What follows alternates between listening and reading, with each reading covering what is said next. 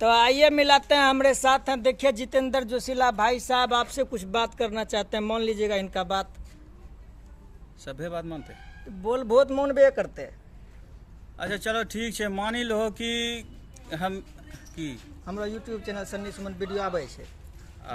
हाँ मानी लो कि हिनकर यूट्यूब चैनल सन्नी सुमन वीडियो आवे छे, तो तोरा सबके करना की छे, एकरो चैनल का वीडियो देखबो, लाइक करबो, सब्सक्राइब करबो, आ पूरे समाज में मिली ढनमनाए। आई अपना सन के जे देवी वाला गीत जे आवे छे साथवा में। हाँ देवी वाला गीत आ रहल छे साथ में, और एकरा देखो, एंजॉय करो और खूब ढेर सारा प्यार दिहो। और वीडियो देखबो तभी तोरा पता लगता कि हाँ कहनो छे नहीं छे।